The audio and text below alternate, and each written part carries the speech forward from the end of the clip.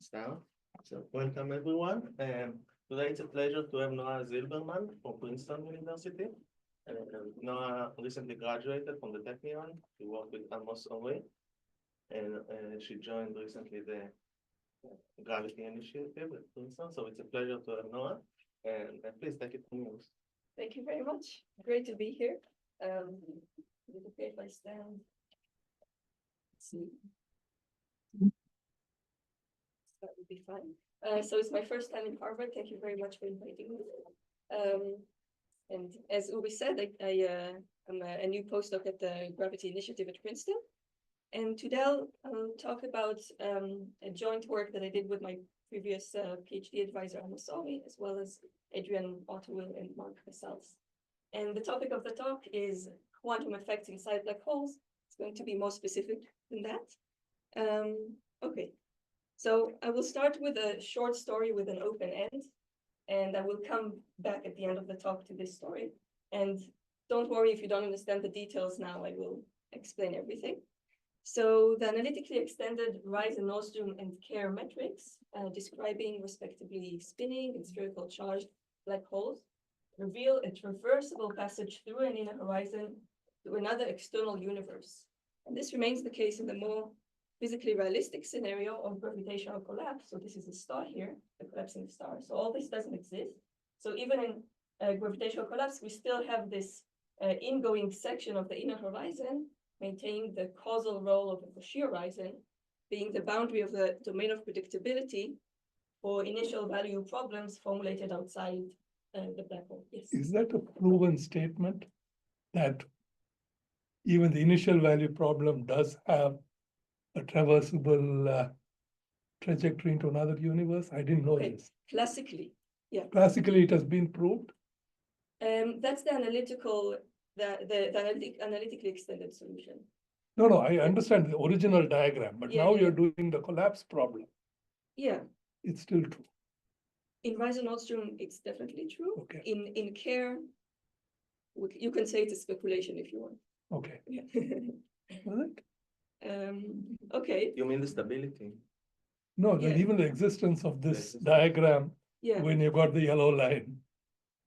Right. Yeah, I understand your question. So at late times, we're supposed to decay back to Kerr. In Risen-Nordstrom, because of the Birkhoff theorem, This is it. this is it. Okay. But we don't have that part, right? But in Kerr, we don't have the Kerr, Birkhoff I theorem, know. so Yeah, it's not a unique solution and so Okay. on. But yeah, okay. But still, we are expected to have classically a similar solution, and well, I will get to the question just now. So this Cauchy horizon challenges determinism, as I will explain in what follows. So imagine we have a traveler intending to access this other external universe. And in order to do so, she must pass through the black hole interior, and in particular, through the Cauchy horizon. So what will she encounter along her way? And does this other external universe even exist? So answering these questions requires one to understand the manner in which quantum effects modify the interior of black holes, and in particular, at the inner horizon. And to do so, one needs to compute the renormalized stress energy tensor on black hole backgrounds. So that's the motivation for what we're doing here. Okay, so remember this traveler, we will try to say something about her at the end of the talk. Okay, so I try to make it rather approachable for a wide audience, so that the introduction motivation should be rather approachable. Then we will get a bit more technical in the preliminaries, and we'll talk about the stress energy tensor and about renormalization. Then we'll get to the results on a Kerr background, and we'll have a preliminary discussion of back reaction, and that is what really happens to our traveler as she approaches the Cauchy horizon. Okay. So let's first jump into a classical black hole. So I guess this is the black hole initiative. I guess you all know the Schwarzschild black hole. It has a space-like singularity, which is the fate. It is the future of all observers that cross the horizon. So then we may ask, is reaching the singularity inevitable in all black holes? And as I guess there are some astrophysicists here, maybe. So as you know, angular momentum can change things. And in the Kerr solution, which describes a rotating black hole, we get that because of this additional rotation, this what was in Schwarzschild the space-like singularity now opens up, and it is now a time-like singularity, and space-time opens up to an infinite succession of black holes and universes. That is the maximally extended Kerr spacetime. Okay, so that all sounds fantastic and strange. And it even remains the case in gravitational collapse. And what motivates our research is this crazy picture really, really consistent with quantum mechanics or under quantum effects? So for those of you who don't really get along with the Penrose diagram, I made this two parallel diagrams. So this is regions in space alone, and this is regions in space time. Okay, so the colors are matching. So now imagine we start at our universe, and then we cross the event horizon. Okay, there's the ergosphere. Yeah, it was rotating. We cross the event horizon. We with no problem, and we reach this special surface called the inner horizon. And this inner horizon, I like to think of it as, so if the event horizon is where is like a waterfall where you are forced to decrease your R value. So at the inner horizon, you may bounce back. So it's like the end of the waterfall. You can think about it this way. And after the inner horizon, you actually reach a new region of space-time, and then a singularity, a ring singularity opens up before you. It is gravitationally repelling, so geodesics tend not to hit it.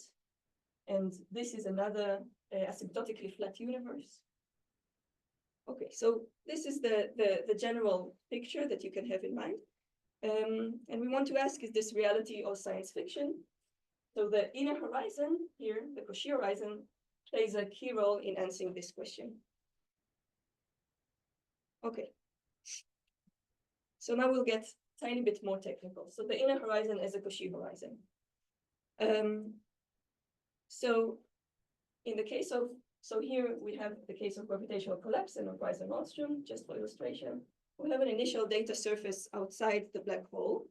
And if we propagate this initial data, it does not cover the entire spacetime.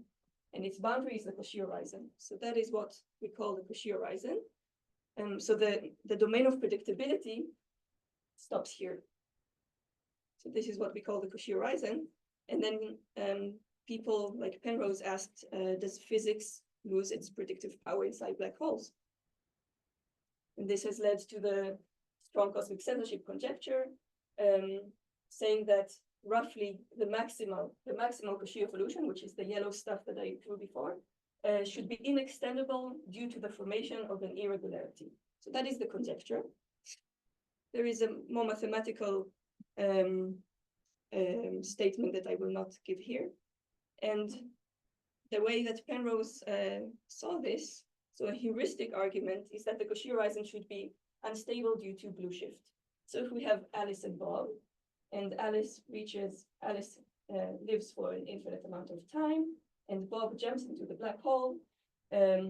So Alice arrives this point at an infinite proper time, and Bob arrives this point at a finite proper time, this Cauchy horizon.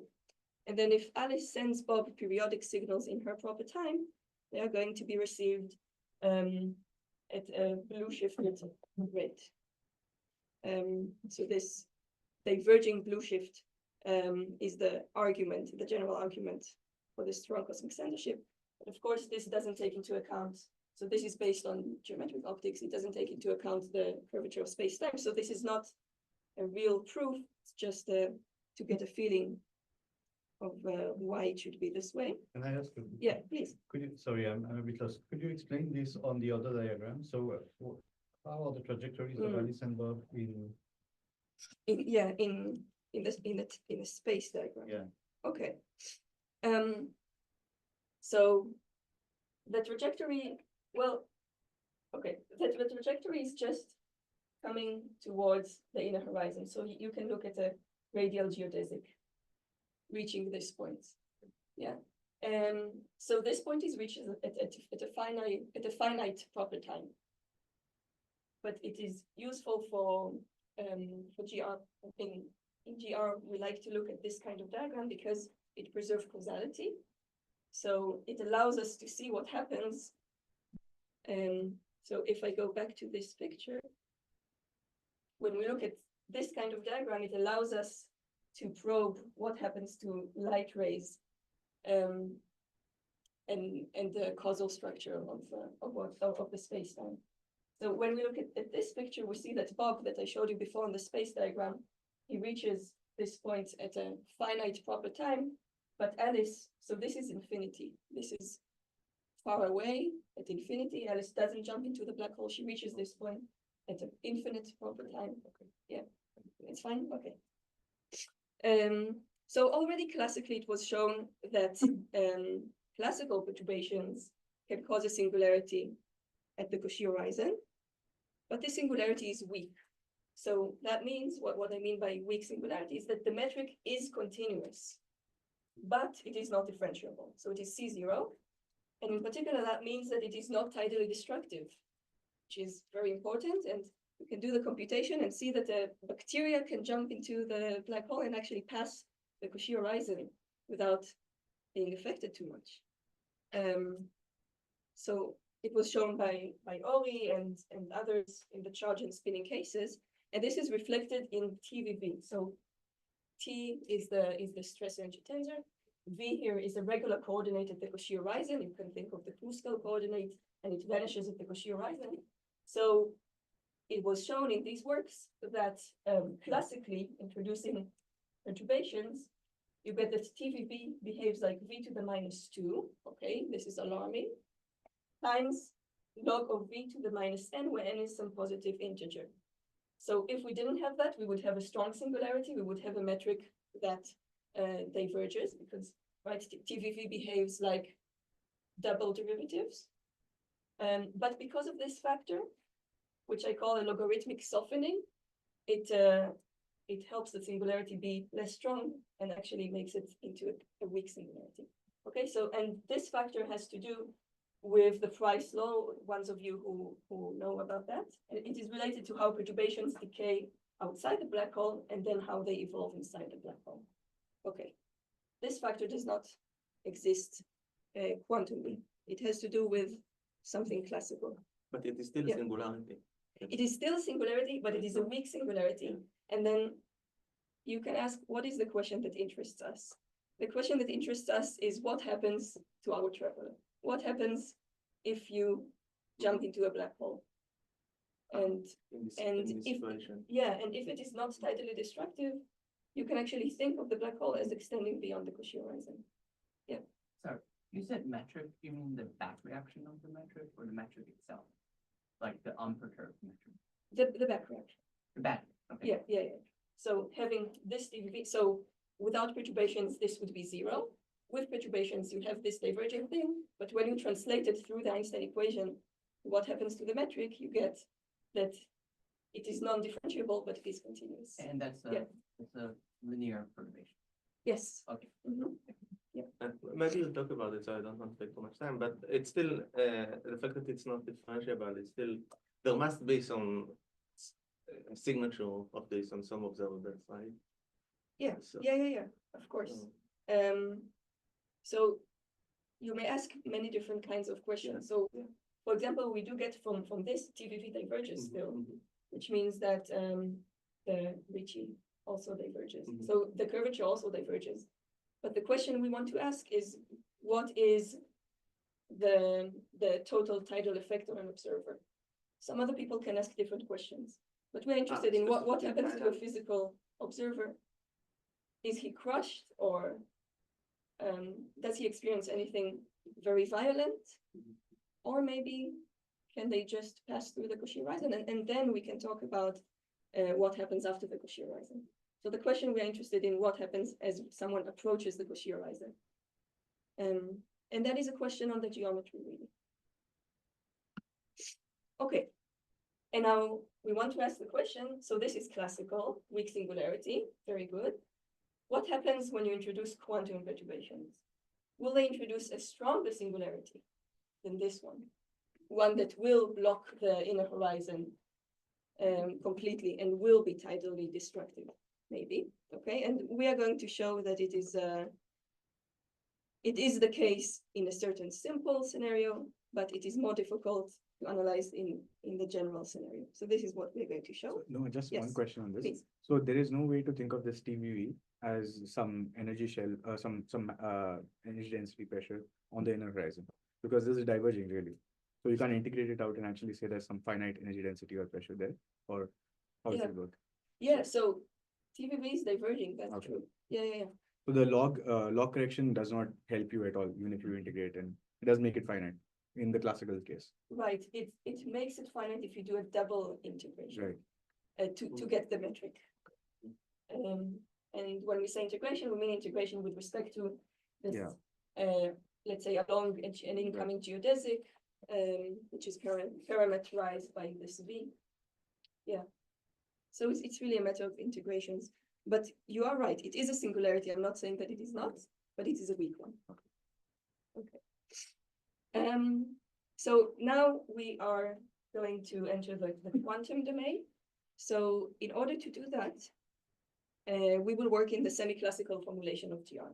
So the semi-classical formulation of GR, that is not quantum gravity. I don't know anything about quantum gravity.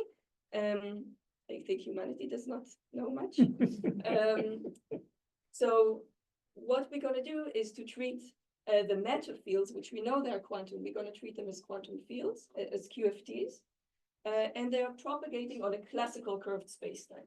That is the semi-classical formulation, and they obey so this is the well-known Einstein equation, and the semi-classical Einstein equation, we take the right-hand side to be the renormalized stress engine tensor, which is the renormalized expectation value in some quantum state.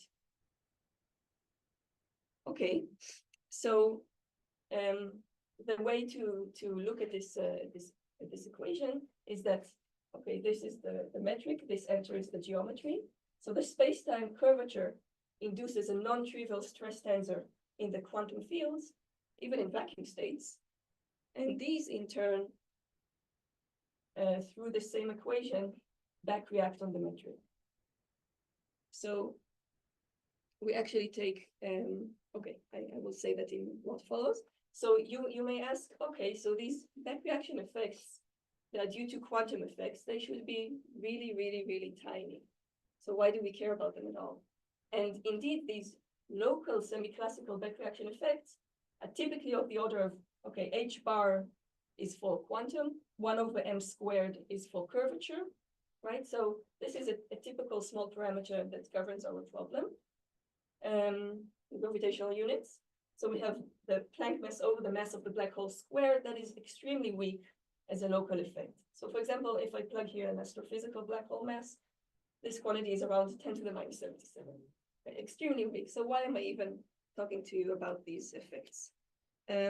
Because these effects can accumulate over time, over extremely long time scales, and this may lead to a significant global impact. And a famous example, does anyone know? So a famous example for such an effect is Hawking radiation. So Hawking worked within the semi-classical formulation, and indeed, locally, it's an extremely small effect, but these back reaction effects of the radiation actually accumulate along the event horizon and leads to a reduction in its size, which contradicts the classical expectation. So what I want to convey is that locally these effects are very small, but they can accumulate to have a very important global impact on the geometry. And this is the kind of effect that we are going to see. And quantum effects are important when considering black holes, just like in the Hawking effect. So will quantum perturbation induce a stronger singularity at the Cauchy horizon? So there have been various analytical hints that they are likely to diverge at the Cauchy horizon, but nobody actually did concrete computations to see what is the stress energy tensor that is induced on this metric. And this has been our goal, to address this issue of the quantum perturbations of the Cauchy horizon via concrete calculations. So we started in the spherical charge case, and then we moved on to the spinning case, which is harder, but also more realistic. And this is the topic of this talk. So we are going to take an iterative approach to this equation. So first, you have a fixed, let's say a Kerr background metric. You compute the renormalized stress energy tensor on that background metric, and then you can consider back reaction. But there has been the major difficulty already at the very first leading order is to compute the renormalized stress energy tensor on 4-dimensional black hole backgrounds. And this has been the task that has hindered development in this problem for many years. Okay, so now I will tell you, so most of this talk will be about the computation of this quantity, and then we can also say something very preliminary about back reaction. So let me introduce the field propagating on the background. And what is the field and what is the background? So we start with the background. So in the words of John Wheeler, charge is a poor man's angular momentum. So indeed, Weiser-Nordström has many features that Kerr also has. So it is easier to start in Weiser-Nordström. And then after we play on Weiser-Nordström, we can tackle the Kerr case. So so this talk is about the Kerr case, but we did Weiser-Nordström previously. So the Kerr metric, this is the metric, I'm just introducing it to you. The important thing that it has event horizon and inner horizon, and A over M can only vary between 0. So we only treat A over M being between 0 and 1. 1 is called external Kerr, where the two horizons merge, and Schwarzschild is when the spin is 0. And in this big diagram, we focus on this rectangle. So this is the exterior universe, and this is the black hole. And when I say Cauchy horizon, I'm only going to refer to this ingoing section because I'm motivated by collapse, as I said before.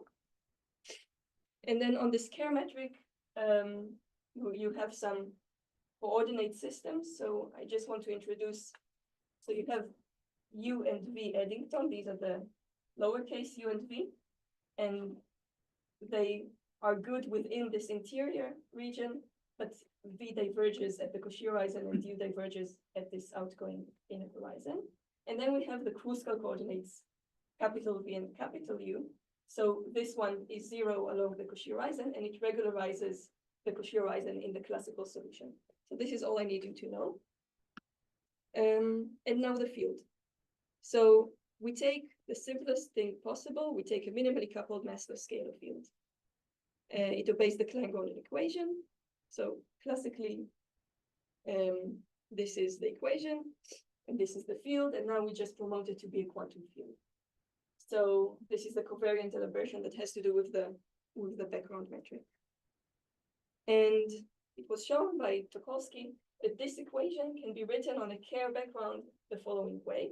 This itself is not so interesting. I mean, you can write the equation in some way on a Kerr background, but the important surprise is that it is separable.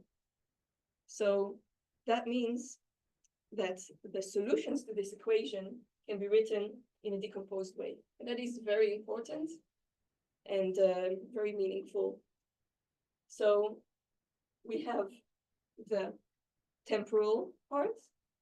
So it's just e to the minus I omega t. This omega is time translation frequency. And then we have the angular part.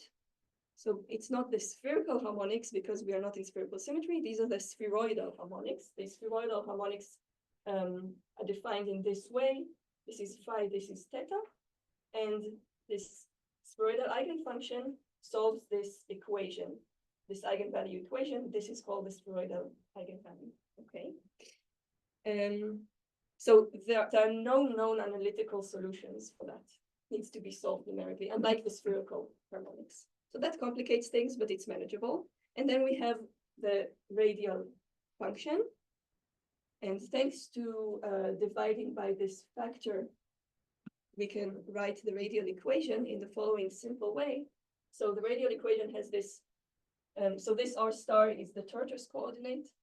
It has this simple form, like a Schrödinger-like type of equation. And this is the potential that I'm not going to show you, but it involves omega L and M, and it involves omega in a non-trivial way. In the spherical case, it's just omega squared plus something, right? Here, this omega enters this radial potential through the angular eigenvalue.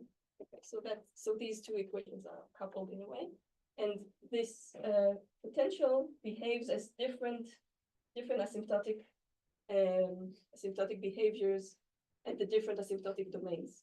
So it behaves like omega squared at infinity. It behaves like omega plus where, so this capital omega plus or minus is the rate of spin of the event, or minus for the inner horizon. So the potential behaves like omega plus squared at the event horizon, like omega minus squared at the inner horizon. So you see it has this imbalance. This M is this M, yeah.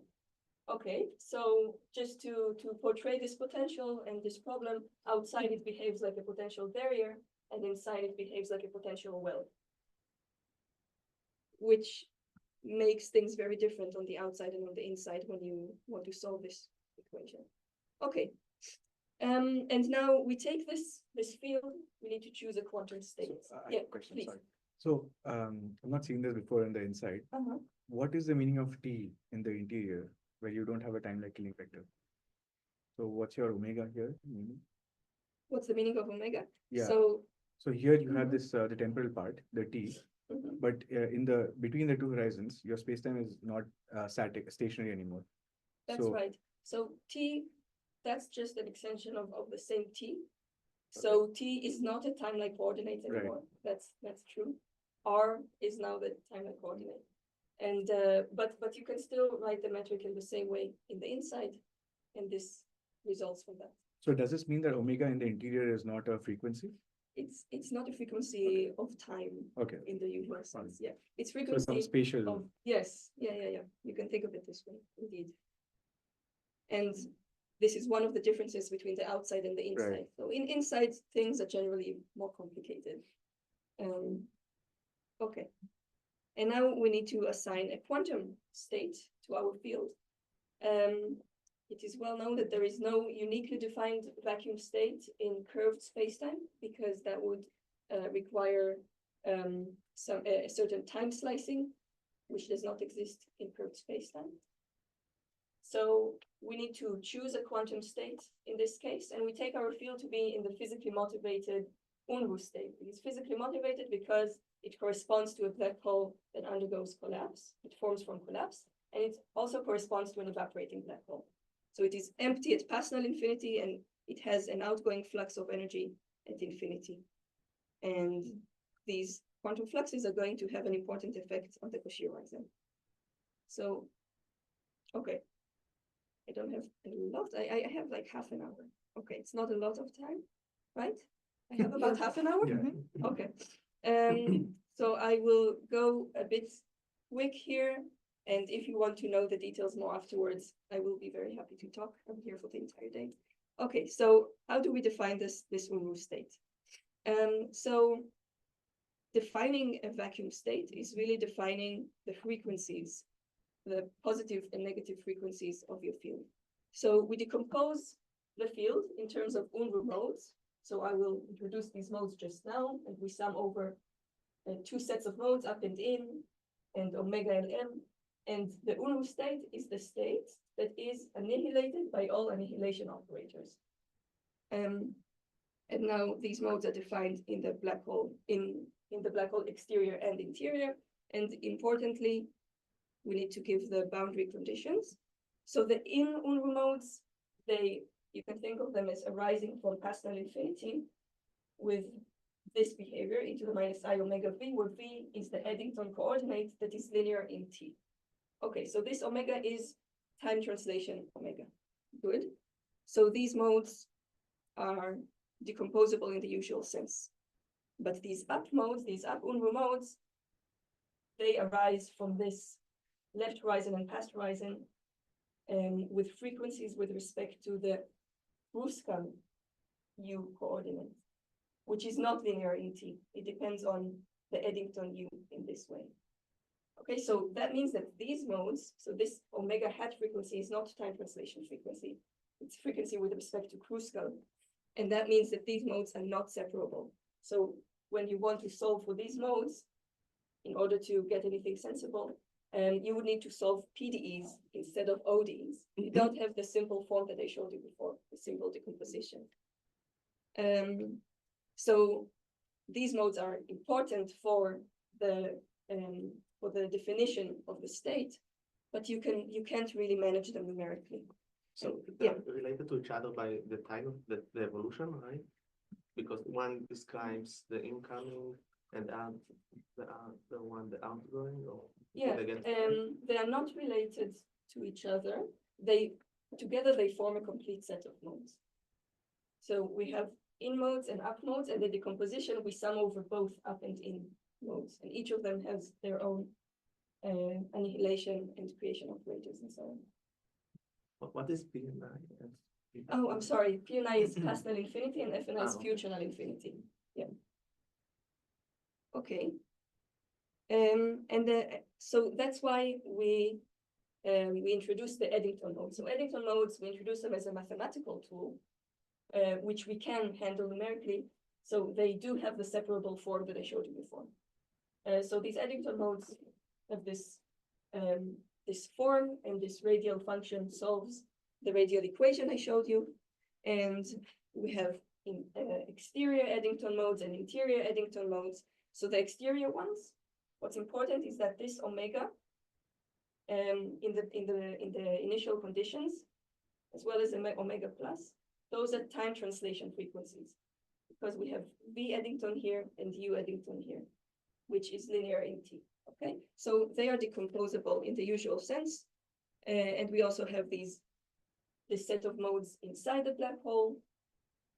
And the important thing is that we can handle them numerically. We can solve for these equations at any point in these regions where they are defined, just by solving for the radial equation, which is a simple Schrödinger-like ODE. So what was not Yeah. decomposable? That was U. Yeah, so the thing that was not decomposable was the Unruh up modes, because they had a U Kruskal here, Okay. which is not linear Okay, in T I see. because of this relation. Okay, so these modes don't have a radial function that you can solve as an OD. Okay, so Eddington modes are the mathematical thing that we can handle, and Unruh modes are the ones that are important for defining our state. Now, we are interested in the stress energy tensor. So, so classically, the stress energy tensor of a minimally coupled scalar field has the following form. And if you do trace reversal, you get the very nice product of two field derivatives. And the quantum version, so just naively, we would just put the expectation value on both sides. This diverges, but it does include the important information that we are going to extract the physical information from. And the flux components, what I call the flux components, I mean TU, U, and TVV. So U and V are the Eddington coordinates I showed you before. Okay, so this is how they go. And these flux components are crucial for back reaction of the Cauchy horizon, as we are going to see. So these are the components of the stress tensor we are interested in. So in the Unruh state, we have, as I said, Unruh is an evaporating black hole. So it has a negative TBV, which means that the M of the event horizon is going to decrease according to this negative incoming flux, and it has a 0 TUU. So it doesn't have anything going this way for regularity. So the Unruh state is regular at the event horizon, And that means that TUU should be 0 because, do I have something about that? Yeah. Because otherwise, if we look at U Kruskal, which is the regular coordinate at the event horizon that vanishes there, having a non-zero TUU in Eddington coordinates would have this extra factor from translation of coordinates, and it is going to diverge. So the important quantity is the one in terms of regular coordinates, not in terms of the irregular coordinate. So TUU vanishes in the Unruh state at the event horizon. This is going to be important. Is that Hawking radiation? So Hawking radiation is this TVV. It turns out, and that is exactly the next thing, it turns out that TUU and TVV, the difference between them is a conserved quantity if you multiply it by an area factor. And then this thing, TUU minus TVV, which is just TVV at the event horizon, if you carry it to infinity as a conserved quantity, it coincides with the Hawking radiation outflux per unit solid angle in the theta direction. At infinity, only TUU exists. So at the event horizon, only TVV exists. At infinity, only TUU exists, but they are related through this conserved quantity, and they give the Hawking radiation. Yeah, very good. Okay. So what you want to, yeah. so what you're going to show us is the effect of Hawking radiation on the Cauchy horizon? Not the effect of Hawking radiation. I would say it is related because I'm working in a state that involves Hawking radiation, but I'm going to show. So in this picture, you see, okay, so Hawking radiation is an effect of the exterior, and or even you can say effect of infinity because you. Well, observables are defined. Yes, exactly. But it turns out that although TUU is 0 here and TVV is negative here, because of the curvature of space-time, they are going to do something here. And then here at the Cauchy horizon vicinity, you're going to have both TUU and TVB, which have different effects on the through-back reaction. And this is the important piece of physical information we want to get to. So it is, you can say it's related to Hawking radiation because like through this conserved quantity. Okay. And the importance specifically of TVV at the Cauchy horizon is just like I showed you for TUU at the event horizon. V is a coordinate that diverges at the Cauchy horizon and V Kruskal vanishes there. So having a non-zero TVV in Eddington coordinates at the Cauchy horizon implies a strong singularity at the Cauchy horizon through this relation. So if we transform to the Kruskal V, which is regular at the Cauchy horizon and vanishes there, we get this factor which diverges. So having a non-zero TVV means curvature singularity at the Cauchy horizon. And when I said previously that people had various analytical hints to what is going to happen at the Cauchy horizon, so people said, okay, TVV or TUU are going to be non-zero. So there were all kinds of analytical works, but nobody actually computed TVV and TUU and saw that it is 0, non-zero, and what sign does it have? The sign is also important to the sign of the divergence. So that's the importance of TVV. The importance of TUU is more subtle, and I will not get into it. So we want to compute TUU and TVV at the Cauchy horizon. We start with the bare quantity I showed you before, and we focus on so Y here is either U or V. We focus on the flux components at the inner horizon. And so the mode sum expression, if we take the decomposition of the field that I showed you before in terms of Unruh modes, we get this expression. It seems very simple, but as I said, we cannot compute these modes. So each of these Unruh modes may be written as a superposition of Eddington modes. And that's what we do in a very, very long paper. And this is the result we get. So what we see here, after taking our result to the inner horizon, we get that the bare quantity, so this is still diverging, but it includes all the important information. This bare quantity has to do with the spheroidal eigenfunction, rho, and rho is just the scattering coefficient for the up mode outside the black hole. So we can get it numerically. And A and B are these coefficients for the solution inside the black hole. So rho, A and B, and S are the things that we need to compute, and they can be, That's at the inner horizon? or- yes. So again, so I'm sorry, I should have said that. This minus sign means that we are at the inner horizon. So this contains all the physical information that we need. And it is a nice expression that each of these components can be computed numerically by solving ODEs, but the sum diverges. So this brings us to renormalization in curved spacetime.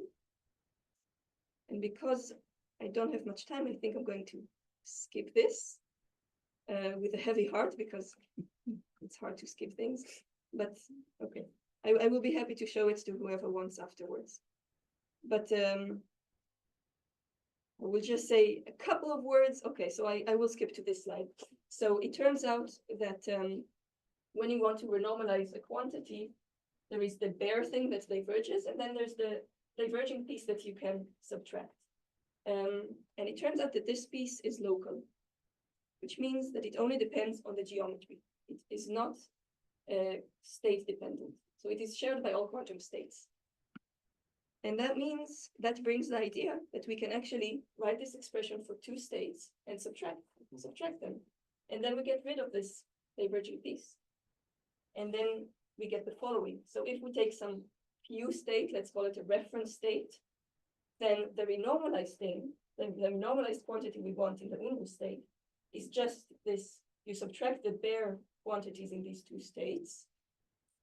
And then you have the renormalized piece in the reference state. And so this is useful if this is known. If you know this is regular, and then you know this. But it will also depend on, the Q piece will also depend on the divergence. So this is yes. shared by the both quantum Right, states. so but you said that if you know what Q is. Right. So you still need to compute. Absolutely. If you still need to compute it, then we did nothing. But if you construct your state in such a way that you know this in advance, And you'll show us. and I will not show because I don't have time. I will be happy to talk about it afterwards, but I will say that the state that we construct is such that it has a vanishing TVV at the Cauchy horizon, which is great for us. Again, we are interested in TVV at the Cauchy horizon in the Unruh state, and we construct a state which I call U underbar, which vanishes at the Cauchy horizon. And the way we do it, we are motivated by, so if you remember, I showed you that in the Unruh state, TUU vanishes at the event horizon from regularity. So we take a state and we construct it such that it is regular at the Cauchy horizon, which means that it needs to have a vanishing TVV at the Cauchy horizon. So that is the way, that is what motivates us in the state construction. Yeah. Is that the state that is defined by the mode, By what? by annihilation of the atom? No, Mm. sorry. Is it a Bohr state? Is it a what state? The Bohr state? Oh, no, it's not. Not. It's not. It's a different state. You are right that historically people did use Bohr state as a comparison state in such computations. But here we construct a new state, actually a whole class of states that we can use. And what they have in common is that they are constructed to be regular at the Cauchy horizon, which, as I hope I showed, I conveyed it before, it means that they need to have TVV vanishing there. So is it imposed, or maybe in this paper you compute the divergent piece to construct? Or No, we don't need the divergence. so you impose it. Yes, You impose it in a way. we construct a state, so that is something you need to do. You can't just say, okay, let's take this. You need to construct a state, and when you do that, I will just show it now. When you construct the state, you're actually also getting this. So you are getting the bare piece in the state that is called the reference state or the comparison state. And this is what I showed you before for the Unruh state. And now all we need to do is subtract these things. And that's the recipe. And this all only depends on things that can be computed numerically. And this is where Marcus Sals and Adrian Otto will really helped us. They computed they have MST methods, and maybe some of you are familiar, to compute all these coefficients. But that is manageable. But I will just show the next slide. This is just formal subtraction. You may say, okay, this diverges and this diverges. What are you doing here? Of course, I just do a mode-wise computation. I subtract them mode by mode. Yes. It's the previous result, so it's just setting all the separation constant to 0 or something. Okay, Some maybe we of can them, discuss. I will be happy to discuss it. Yeah, It's okay. actually a really nice construction. Yeah. But you are right to notice that this does not depend on any coefficients. Separation constant. That's right. These coefficients have to do with the Ulmu state. This is a different state. Okay. But I will Yeah, be we happy can to discuss. show it on the board later. Anyway, so what we do, we take these two expressions and we subtract them mode by mode. And then we sum and integrate. And this is supposed to be regular. And the important test after we wrote that down is, of course, is it indeed regular? Because each of these diverges. And we found, to our happy surprise, that not only it is regular, this sum, but also it is exponentially converging in both L and omega, which is great, because that means that we don't need to compute many modes. So a small amount of modes is sufficient. So, and then once you have TVV, you can compute TUU from TVV through the conserved quantity that is the Hawking outflux, which has to do only with the reflection coefficients outside the black hole. So this is what people call a gray body factor. Okay. Results. Okay, so we found that, so we used this recipe in Kerr, and we started at the pole because at the pole only m equals 0 modes contribute. And we found that TVV and TUU at the Cauchy horizon as a function of the spin at the pole. When I say at the pole, I mean at the axis of rotation. Okay, so as we go in this direction, it seems like it is going to be increasingly positive. But here, this is a zoom in of this region. We see that it changes sign. So both fluxes change sign, which is very interesting, as you will see. Also, they approach 0 at different rates as extremality is approached. And this is a very similar picture, which we computed using a different method in Reisen-Nordstrom in the spherical case. We also saw that the fluxes change sign at some close to 1 value of the charge parameter. So this is in the charged case. So it's very similar to what we see here. And of course, it is important to go off the axis of rotation, which is harder because then you need all the m modes. You need to sum over m as well. So just a reminder, this is theta, okay? And we compute as a function of theta, we compute these fluxes at the Cauchy horizon for a specific spin. And we found the following. So for this specific spin value, we found that the fluxes start positive at the pole, at the Cauchy horizon, and then they change their sign, and then they become increasingly positive again. So that is also a surprising picture. Of course, one would also need to compute this for different spin values and see what it looks like. What is surprising that it's becoming negative? Yeah, the whole sign dependence. It's not something that we analytically can expect. It's a result of numerical computation. Also, in the Reisen-Nordstrom case, it was always positive So for a particular across theta for a particular charge.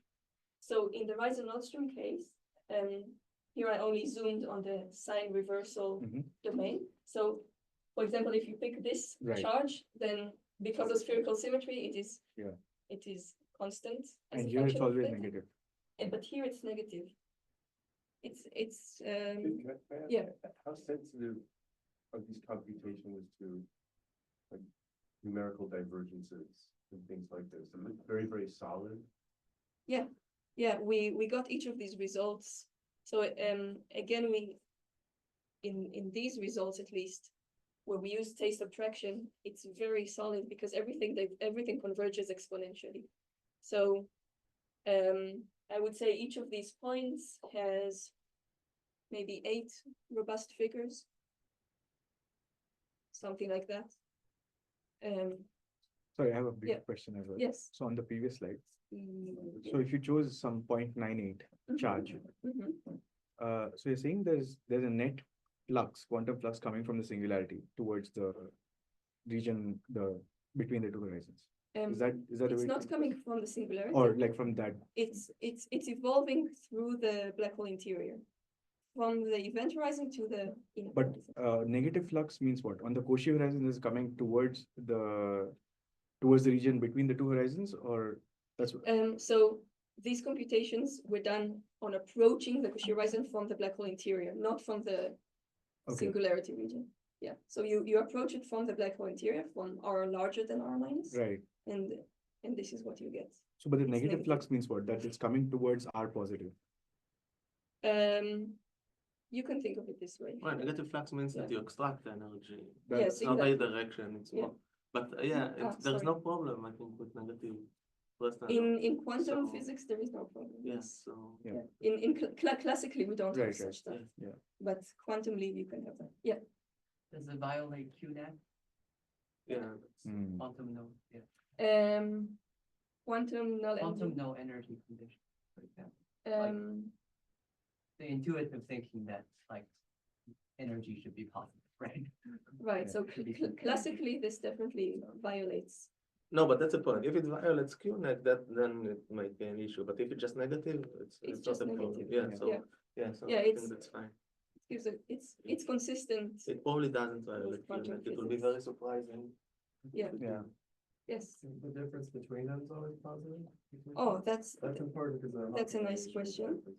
Right. So the difference between them is always positive, and that has to do with the Hawking radiation through the conserved quantity, exactly. So TU minus TVV has to be always positive.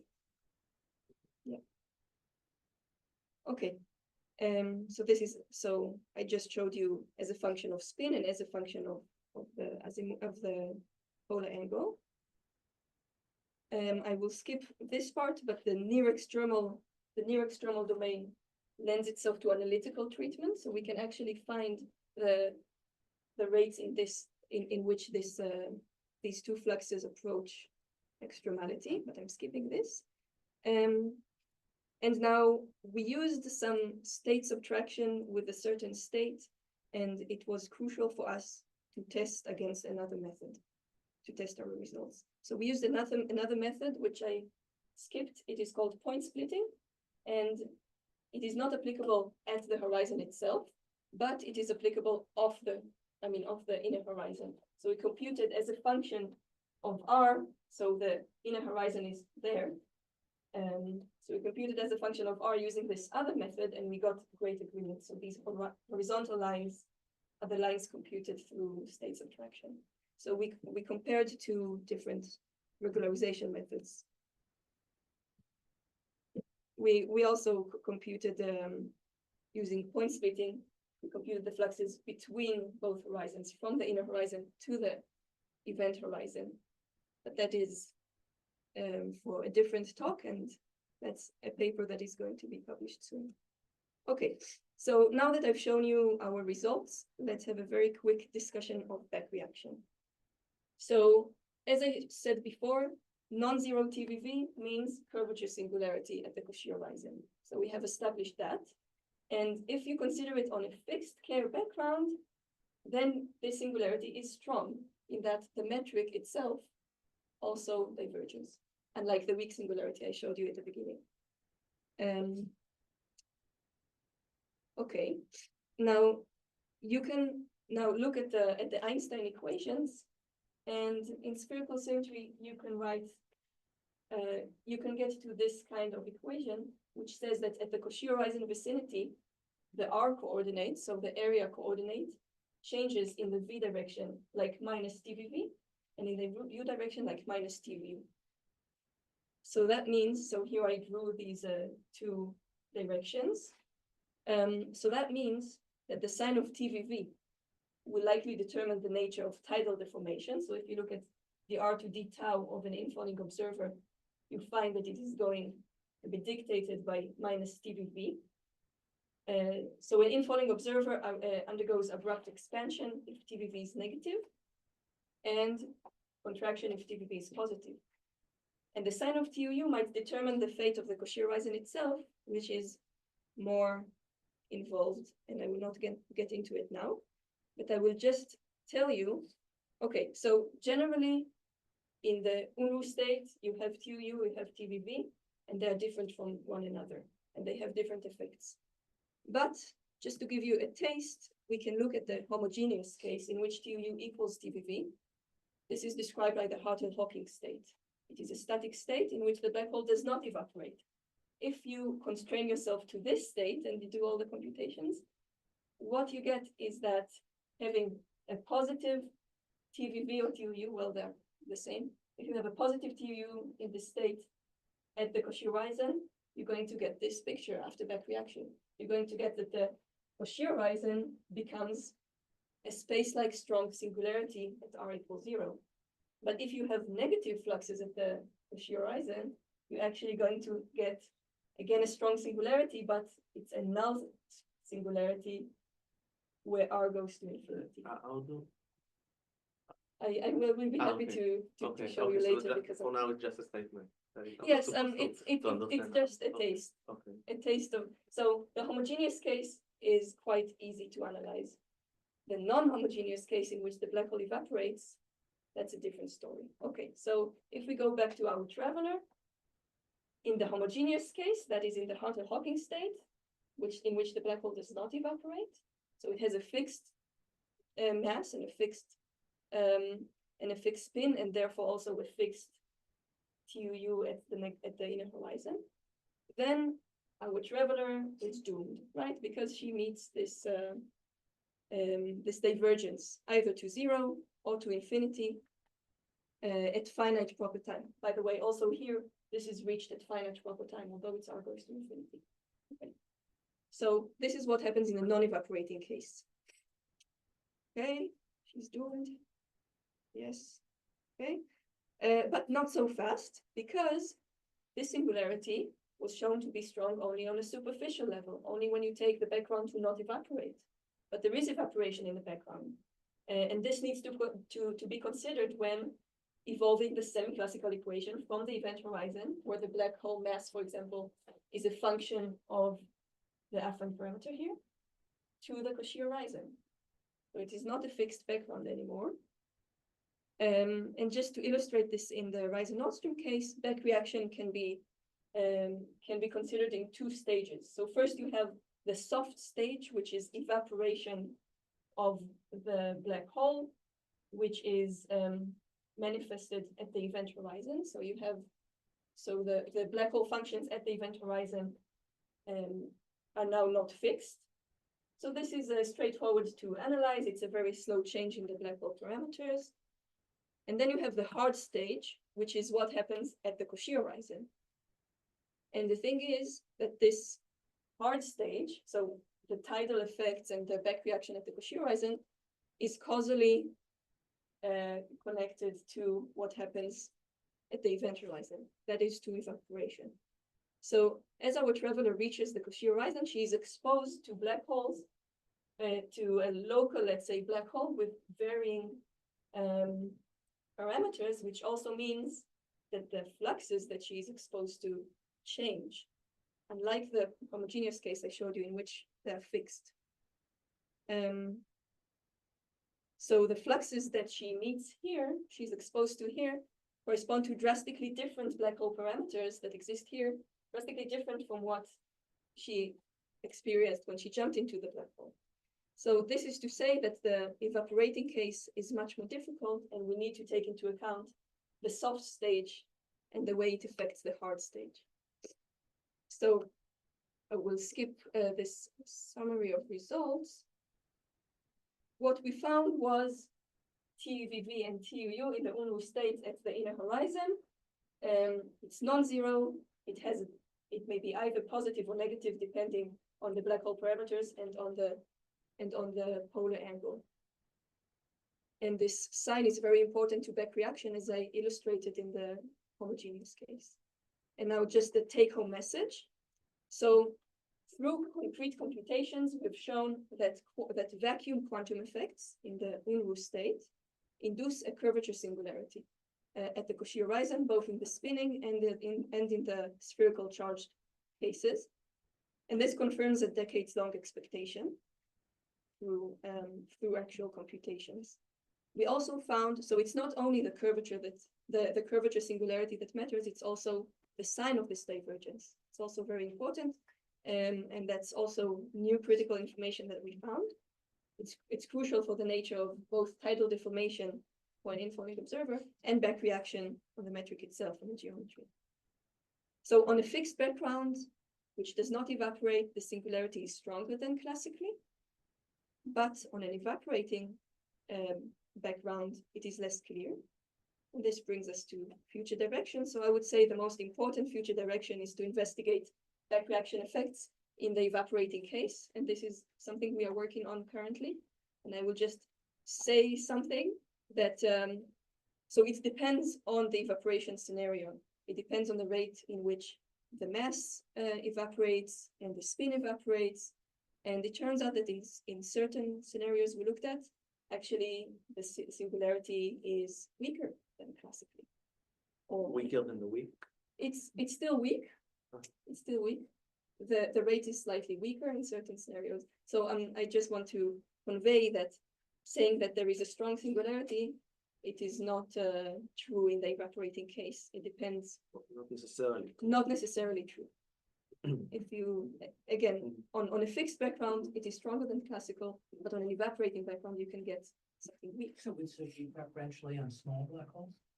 Again, This effect, you would have, Mhm. since you have more evaporation in small black holes. Yeah. Would this be in effect, the weakening would be more in small black holes? I'm not sure. Or equal values of that?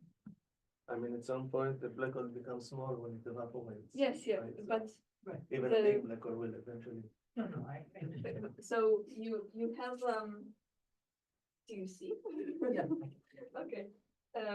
So you have a certain, so this V is so this is the event horizon, and you have this V along the event horizon. So both M and the spin have certain rates in which they change due to evaporation. And now what really happens depends on what happens to this function, or even to this function, A over M as a function of V. It turns out, for example, if you evaporate to extremality, that is only M is allowed to evaporate, then you get a weak singularity, it turns out. So it really depends on that, on the function in which A over M changes.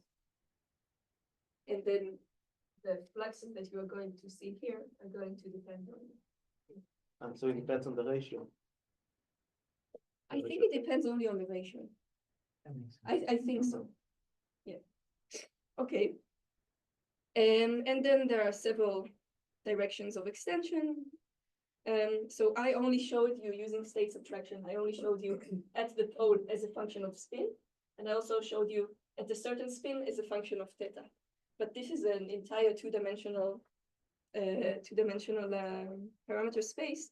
And actually, someone named Tyler from University of Colorado actually completed this computation in the entire two-dimensional parameter space, which is cool.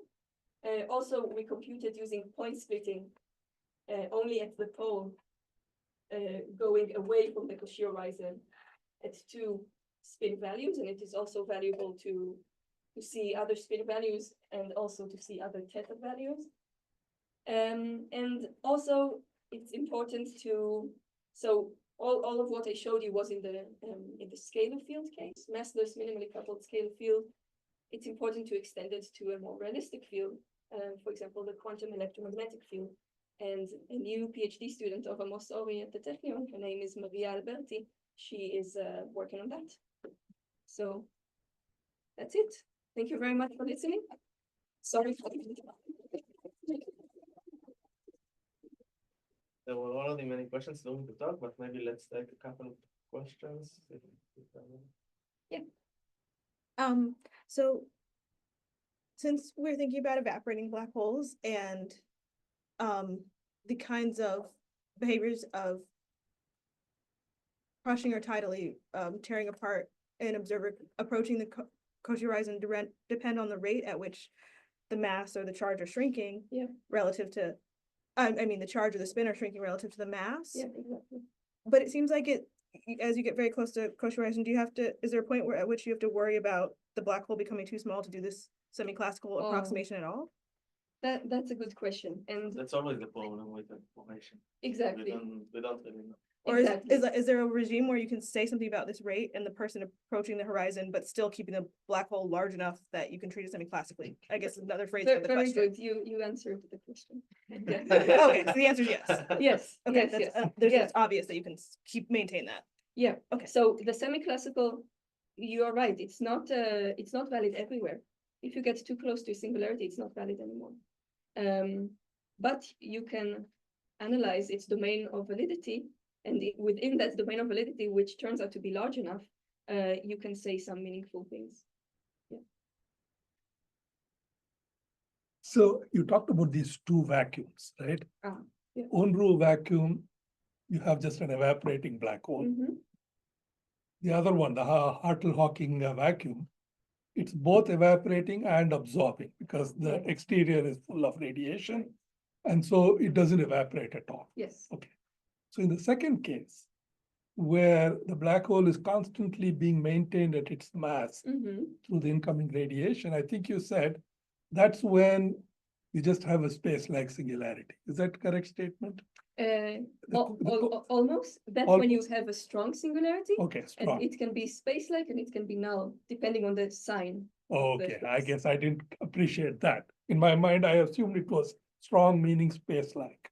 But okay, Yeah. that's a small detail. Okay. And in the Unruh case, you've got all these beautiful calculations showing that, it's only a weak singularity and all that. But I'm going to go the next step. See, Hawking-Hartle is a very special case where you're Mhm. sending exactly as much radiation as it's trying to evaporate. Right? That's why it is so easy to calculate stuff. But can I now say, if I take an Unruh black hole Mhm. and I just drop something into it, like your observer, Mhm.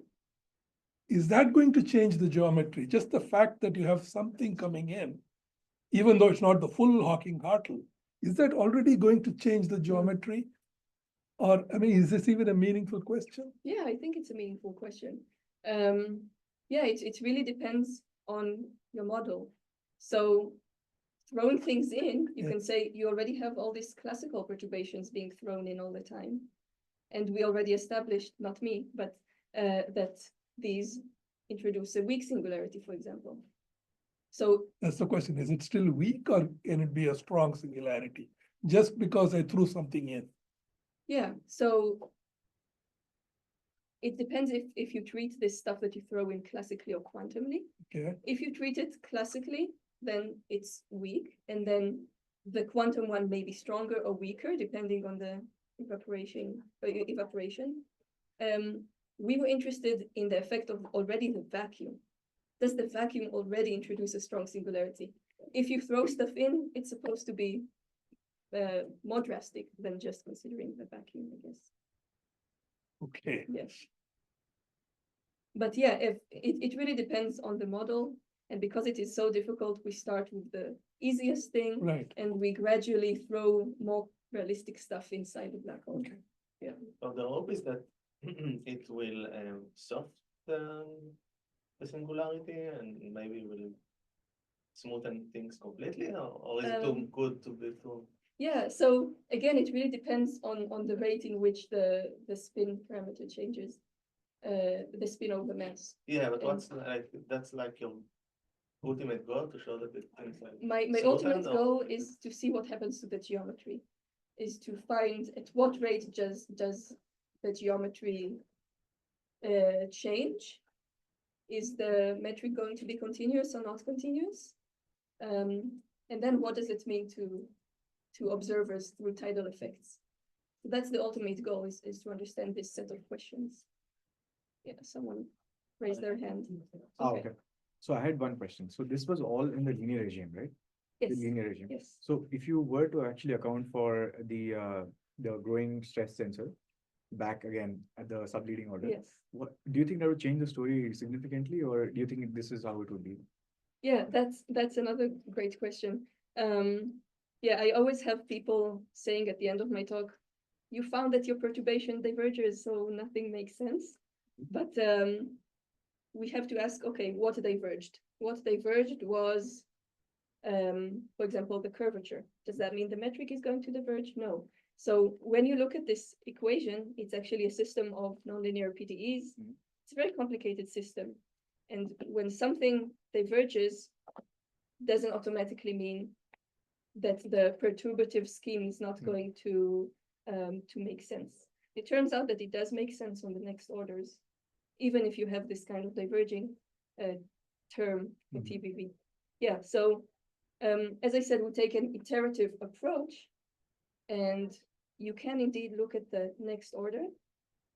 It is going to scale like another factor of this very, very small parameter, this 10 to the minus 77. So now it's going to be the square of that. So it's going to be very, very small, but still you're going to need to account for this diverging source. Right. It turns out that it makes sense, the next order. I see, okay. Yeah, it really depends on how the PDE system evolves dynamically.